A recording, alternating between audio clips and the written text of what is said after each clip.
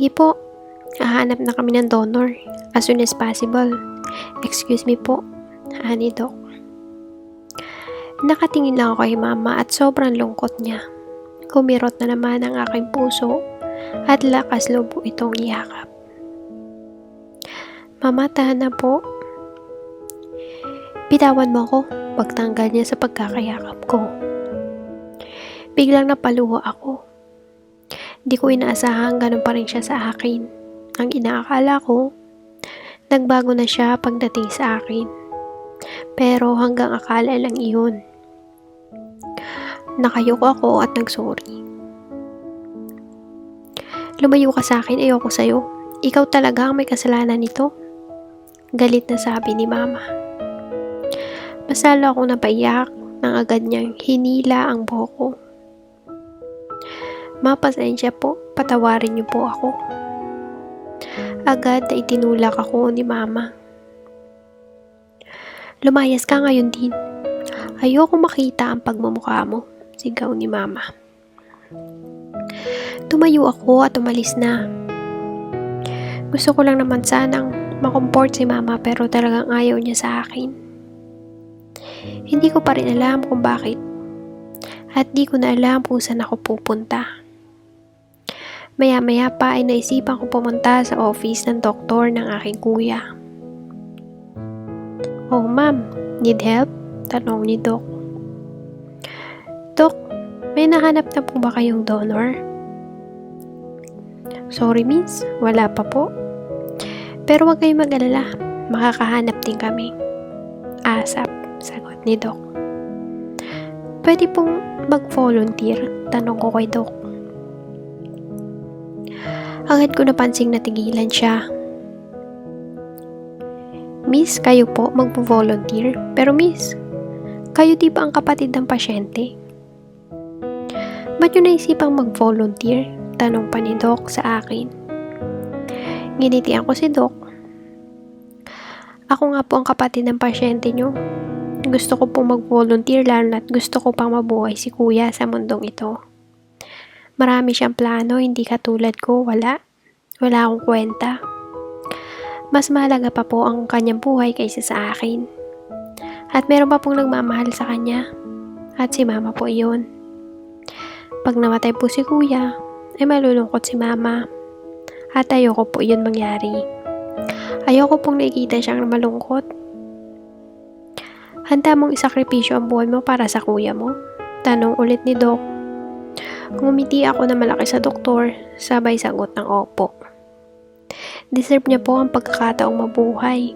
Kaya po ako na po ang kanyang donor. Ngumiti si Doc sa akin at sinabi na mabait akong kapatid. Napakaswerte ng mama at kuya ko sa akin at ganun ako kabait. Sana lahat ng tao ay mabait na tulad ko. Yan ang papuri ni Doc sa akin. Salamat naman po, Doc. Marami pong salamat. Alis na po ako.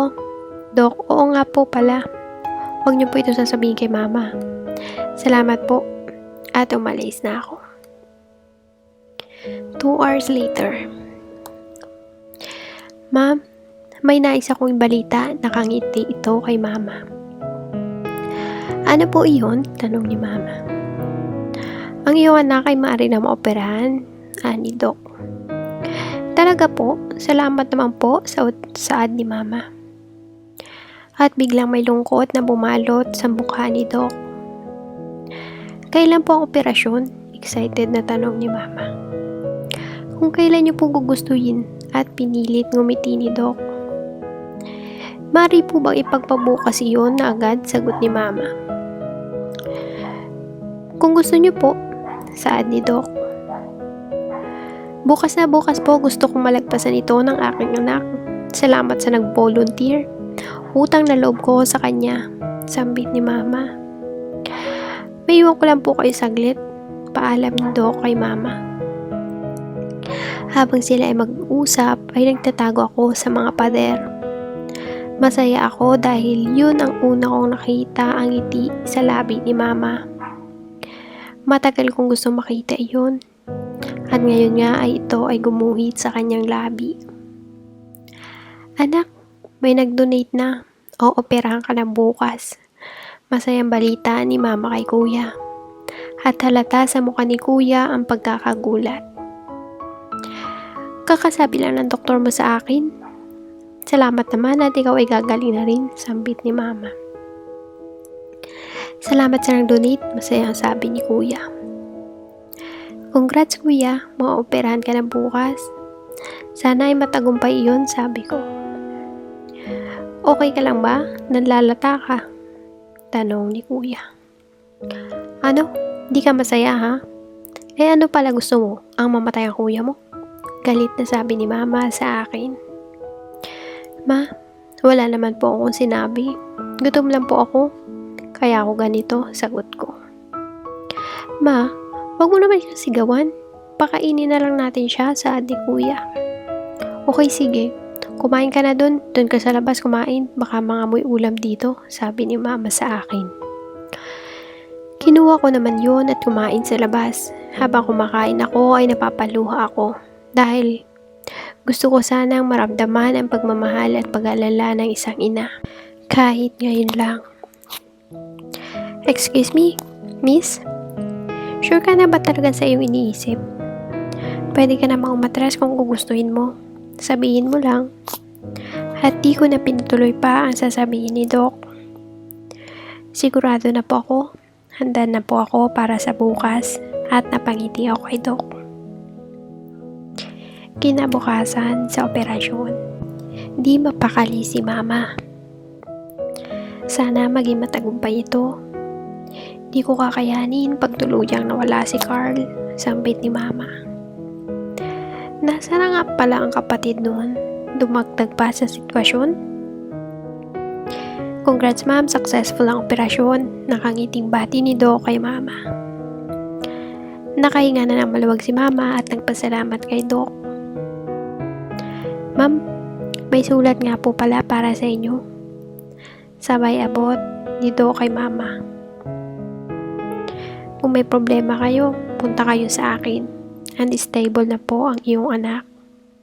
Pwede nyo na siyang puntahan. I'll keep going on na po. Excuse me, paalam ni Doc. Sige po. Ano po ito? Mamaya na lang punta ko muna siya, sambit ni Mama. A few hours later. Gising na si Carl. Matagal din ito nagising.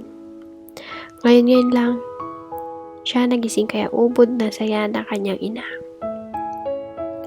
Nakamusta? Okay ka lang ba? Tanong ng ina. Opo, sagot ni Carl sa ina at niyakap ito ng mahigpit ng ina. Ma, si Maan po, tanong ni Carl sa ina.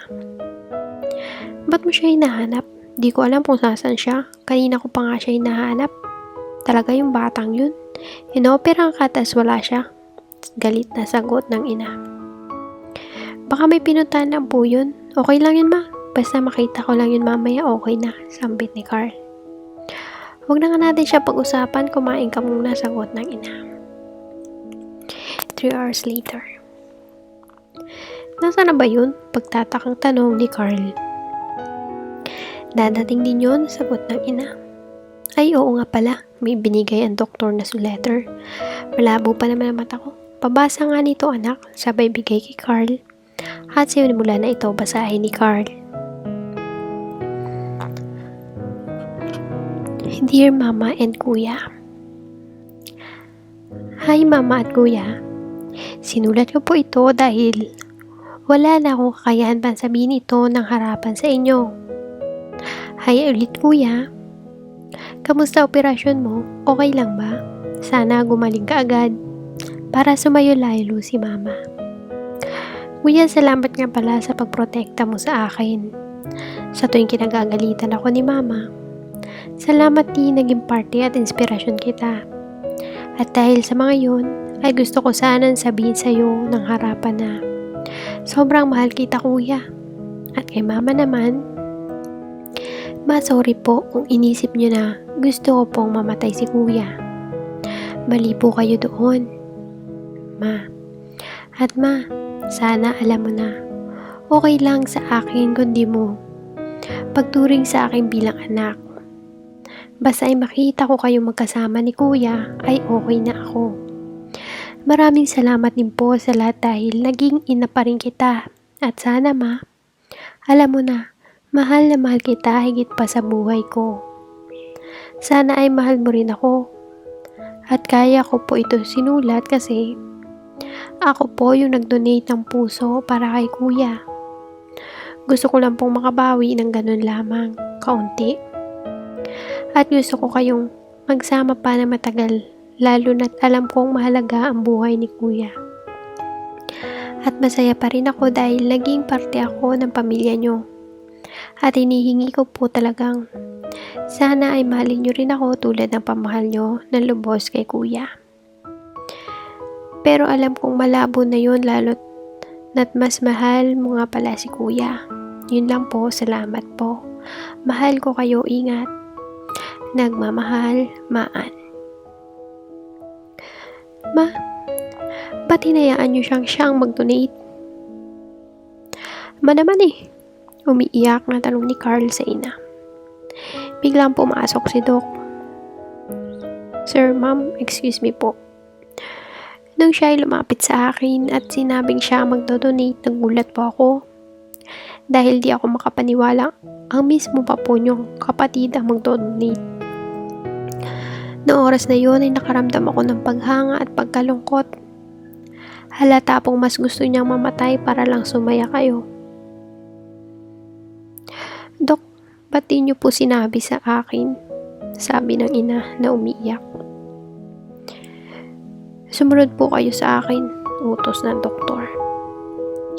Idinala ng doktor ang mama at kuya ni Maan sa isang room kung saan andon ang bangkay ni Maan.